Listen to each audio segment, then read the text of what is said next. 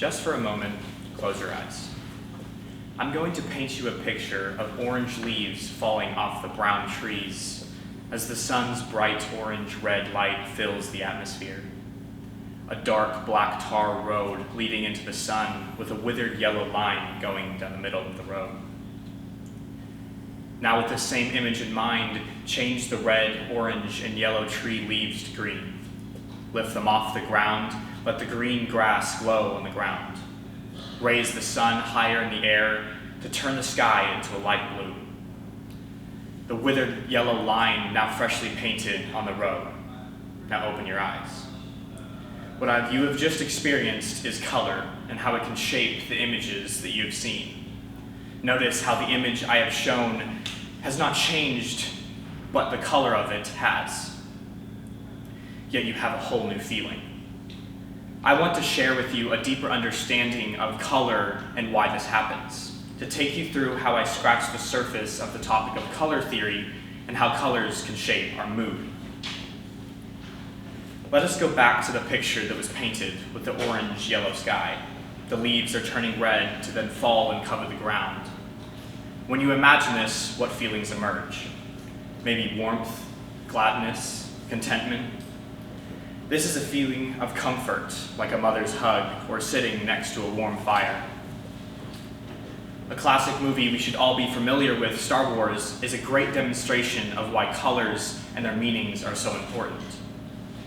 In 1810, artist John Wolfgang published one of the first books in color theory. In this book, he says that each color has an emotion or an idea attached to it. And once we see this color, our brains then react to its corresponding mood. Why do red lightsabers correspond with the bad guys in the Star Wars films? This is because the color red is linked to anger. When the lightsaber's lights fill the frame, the red can also give the mood of energy, intensity, passion, or love. But in our case with Star Wars, it is anger, fear, and more intense emotions. Purple gives the impression of creativity, imagination, and mystery. Blue represents calmness and safety. Every color is linked to a certain mood. This theory is not just an idea. Sir Isaac Newton found that our eyes see color in light waves. The term Roy G. Biv, or red, orange, yellow, green, blue, indigo, and violet, are on the light spectrum. How light is perceived in the brain comes from this graph. After finding out how we see color, he later goes on to invent the color wheel. It is built of 8 different colors organized to tell us how they interact with each other. The most common example is how blue and orange together are more appealing to the eye than, say, blue and purple. When looking at films, photos, or logos of our favorite brand, color plays a very important role. Using what you have just heard about color and how it affects our mood, I wanted to put this idea to the test. But when capturing a photo, instead of just looking through a lens and taking the shot, I wanted to implement what I now know about color to see if the image holds more meaning. I'm going to break down 2 photos that I have taken for this project. The first photo was taken about 2 miles from here on the Barton Springs River. When I hold the camera looking for a picture to take, I look at the colors around me, wondering what mood I want to convey. This is the first problem I fell into. What mood do I want? As I was walking along the river, I had a realization that the resources I had was just a camera. I could not as easily change the color of my surroundings, but instead look at my surroundings as they were and build from there. What I mean by this is if I was to take a photo in winter, the ground would be filled with snow. The leaves had fallen off the trees and the grass would no longer be green. So I could take this photo trying to convey the feelings of green, but it just wouldn't work. But instead define the colors around and convey the mood of my environment more strongly. In this scenario, I was placed in a fall setting at sunset. So this is what I looked for. Colors that show the feeling of warmth or the feeling of the sun, orange, reds, and yellows. As I explored further, I came across a rusted bridge. With a sunset in the background, with water flowing beneath it, This was the spot where I lined up the camera to take the shot. The sun's orange hit the treetops as the orange rust on the rails of the bridge lined it up. But then it hit me. There was nothing to look at. The photo had nowhere for you to focus on. So as I lined up on the other side of the bridge, wondering what could draw your attention, a canoe passed under the bridge.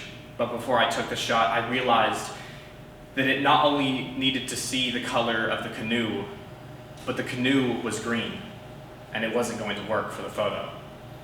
I needed it to be one of the colors that filled the rest of the frame, the reds, oranges, or yellows, to give the feeling I was looking for.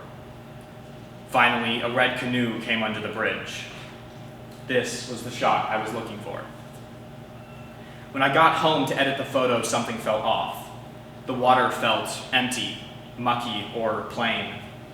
The color of the water compared to the bright sun and the vibrant red canoe felt emotionless. So this is where the editing process comes to play. Using what I know about the color wheel, I added more blue to the water to give it contrast to the orange and the rust of and the sunset. Then adding more red to the canoe to make it pop from the water. Before this edit, I looked at this photo and thought it was a nice photo. But knowing the why behind the color gave it a whole new meaning, and it made it much more appealing. For the second photo, I wanted to be more in control. I did not want my surroundings to decide what mood I wanted to convey. For this to work, I had to be able to control all aspects of the photo, like background, subject, lighting, and weather. To eliminate all these things, going indoors was my best option. Going into a room with no windows allowed me to cut out all the light that was not wanted. In turn, I used light boxes as an alternative for sunlight.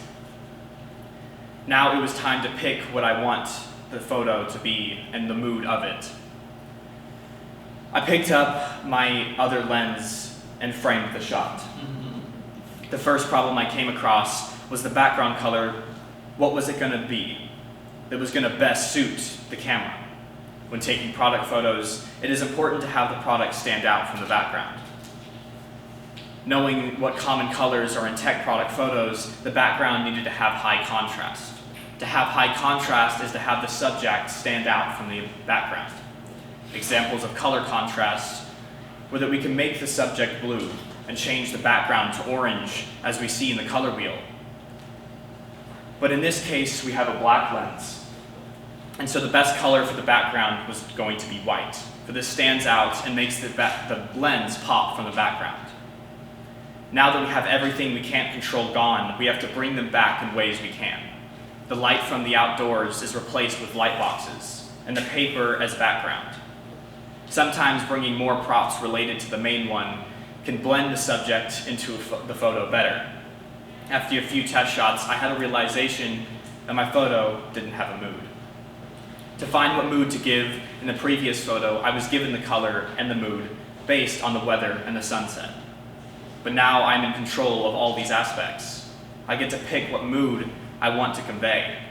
Inspired by the styles of photos I have done in the past, I decided I want to give the vintage look to my photo.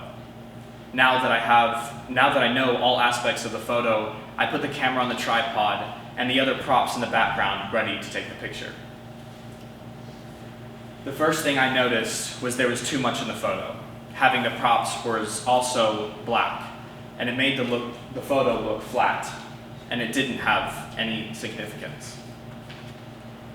Taking the other lenses out of the photo made it lose all depth. To fix this problem, you can add color, with more light to give the depth where you were losing in the photo. Using the color red on the black lens pushed the image to give the more vintage look we were looking for. Unfortunately, I did not have a red light, so I improvised, using my phone and a red bottle over the light to shine into the lens. In the end, I was pleased with the photo, but like the prior photo, I will have to use photo editing software to change the color just slightly, adding greens, light blues, and oranges to the image to give it its final vintage look.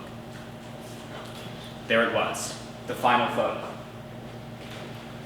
You can see here that the before and after are very different. The first photo I was thinking about not the color, but just the lighting. But after I applied the thought process of color and how to use it, the photo went from something I was not proud of to an Instagram-worthy photo. The next time you take a photo, think about the color and the story you're going to tell. You do not have to be a professional photographer to apply color to your life. It is also applied in artists and designers. If you're still not in this category, most of us, if not all of us, in this room post on social media in some way. The next time you're going to make a post or paint a picture, take a step back and think of the colors and the moods you want to convey. Before I end, I want to leave you with a question all of us have heard since we were kids. I want you to think of yourself and the mood you want to give those around you. Do you have it? Now with this in mind, ask yourself, what is your favorite color and what does it mean to you? Thank you.